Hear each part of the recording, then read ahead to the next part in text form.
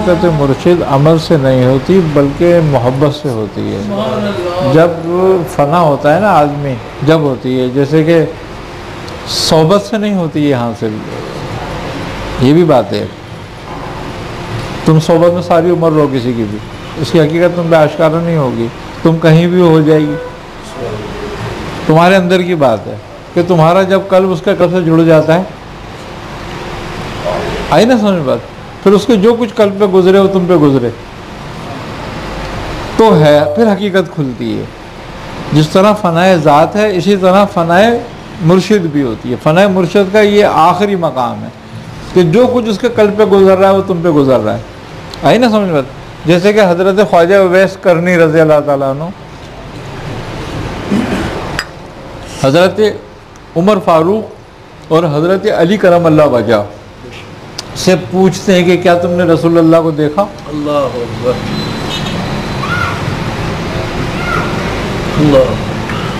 क्या ऐसा भी होता है कि एक शख्स है वो खालिक है, वो किसी पनाह में कदम रखा उसने अपने दर्जे के लिहाज से, वो उसी से पोशीदा? बिल्कुल होता है, बाजू का ऐसा भी होता है। उसको नहीं पता कि मैं कौन सी खाना में हूँ या नहीं हूँ, नहीं होता, महसूस नहीं होता, ऐसा भी होता है, बिल्कुल ऐसा होता है। इसकी अलामत क्या होती है? और जाहिर होने की क्या? जाहिर का तो पता चल जाएगा उसको, शेख को तो पता होगा कि ये इस वक्त कौन सी हालत है, लेकिन उसको नहीं, खुद नहीं उसको अंदाजा होगा। तो ये हमारे सिलसिले में होता है, यही होता है। बाज़ लोगों पे ये भी होता है, बाज़ लोगों पे नहीं होता ये अपने अपने नफ्स की और अपने अपनी तबीयत की बात होती है।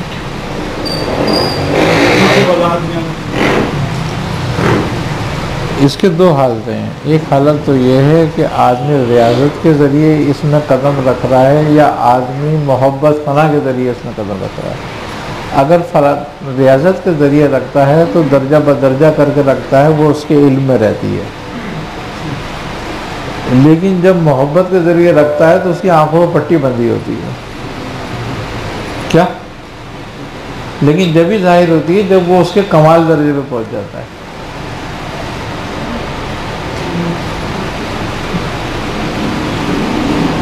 बात पूरी हाँ, तो आपने पूछा था ना क्या तुमने देखा, तो अब बताओ कि क्या ख्वाजा उवैस करनी ने देखा था? जब एक घर में ये बात भी आती है कि आदमी को उसको देखना है शौक हो, तो उसके पास कोई आदमी आता तो आदमी शौक में कहता कि आपने देखा, भी होता है, ऐसा भी होता है, वारस भी होती है, लेकिन ये वो बात नहीं थी।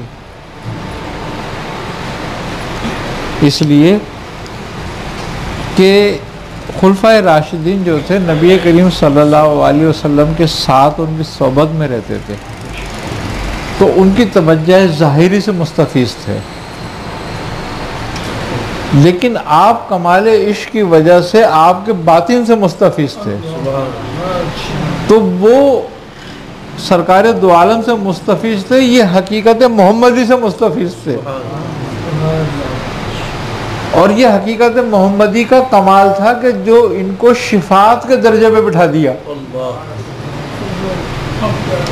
मकाम महमूद चले गए थे आप।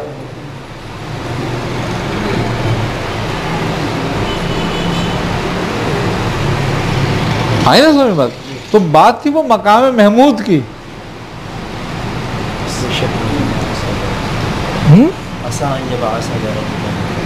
महमूद ये जिन दिनों आप अपने मुर्शिद से इस मकाम में थे, इस दर्जे में थे, उस वक्त आप पर किन कैफियत का जुल्म होता था फनाए मुर्शिद के हवाले से?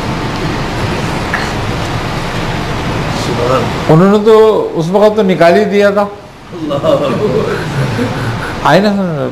हाँ नहीं, हकीकत में वो निकाल दिया, बोले जाओ यहाँ से। अच्छा। हाँ, और इधर नहीं आओ जब तक मैं नहीं बुलाऊं।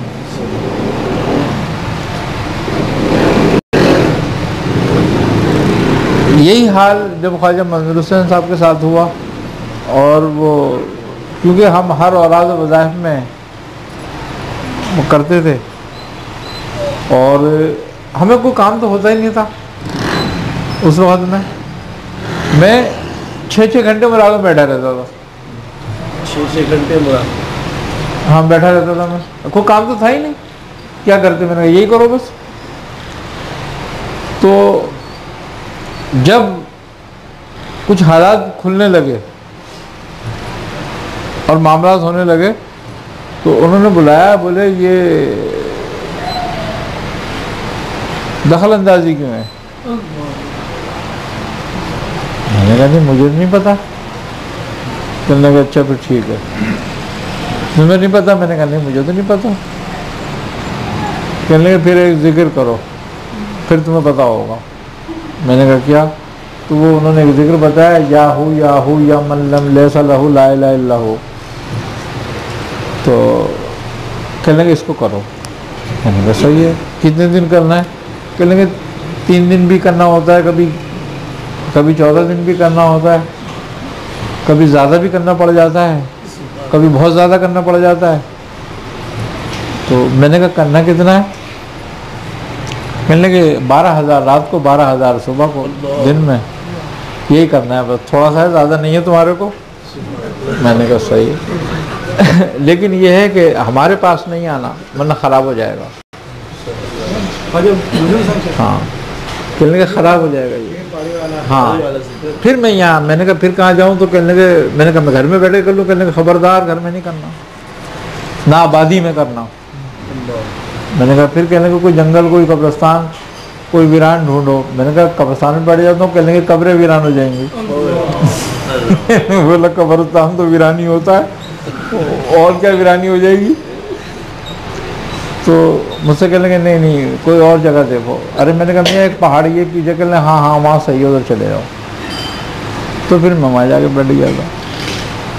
तो जब मैं जाने लगा तो कहने नियत कर लो जब तक मैं नहीं बुलाऊं तुम मेरे पास नहीं आओगे। मैंने कहा ठीक है, और वहाँ से भी नहीं जाओगे कहीं? मैंने कहा सही है। मैंने कहा मियाँ वज़ू करने का और नहाने धोने का, तो कहने तुम्हें कौन से हज पे जा रहे हो?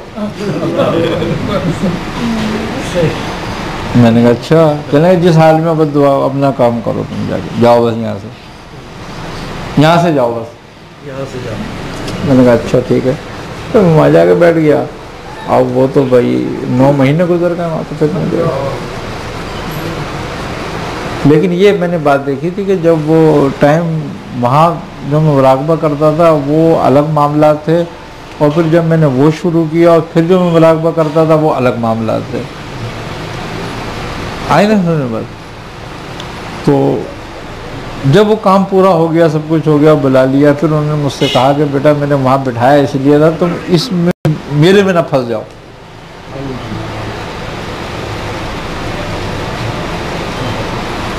मैंने कहा अच्छा। बहरहाल मैंने कहा वो तो मेरे लिए सब कुछ वही था।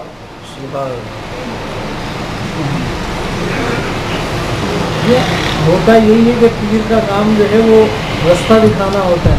अमूमन एक दरवेश है कहते हैं कि पीर का काम रास्ता दिखाना होता है, अल्लाह तक पहुँचाना। बस वो अब वो उसकी 3 हालतें हैं, वो अफ़ाल में दिखाए, सिफात में दिखाए, ज़ात में दिखाए। उस पर वो तो फिर अगर आप निकलना है हाँ निकल जाए। मुरीद की अपनी उस पर भी होता है इस्तिताअत पर कि किसमें शेख देख के दिखाता है, हम शेख नहीं नहीं नहीं नहीं वो मुरीद के हाथ में नहीं होता। शेख का हाँ हाँ हाँ वो बस अजीब सी हालत हो जाती है। वो तो किसी शायर का शेर है, वो कहता है कि सकून नसीब है ना हासिल है इस्तराब हमें, किसी का भी तो दिल खाना ख़राब हो ना सका। तो बस उसी हालत में हो जाता है बंदा। नहीं, और खाने पीने का भी जो असर है उसका भी जरूर होता है। जो मुर्शिद खा रहे हैं उसके जो लज़्ज़त है, बिल्कुल मैं वही तो कह रहा हूँ ना, जायका तक ज़ुबान पे आने लगता है, भूख तक महसूस होने लगती है, हर चीज़ होगी अपने वक्त पे। और जो वो देख रहे होंगे सैर हो रही होगी वो तुम्हें हो रही होगी। ये एक इसी फना के बाद फिर फनाए रसूल होती है। जब तक ये फना हासिल नहीं हो, जब तक वो हासिल नहीं होती। इस इब्तदा क्या है इसकी? इब्तदा क्या है? सालिक की इब्तिदा इसकी यह है कि जब हम तसव्वुर शेख करते हैं और फनाए शेख में गुम होना की कोशिश करते हैं तो सबसे पहले आदतों का ज़हुर होता है। आदतों आदमी खुद ब खुद उन आदतों में मुब्तला होता जाता है, उसके बाद दूसरे मामला शुरू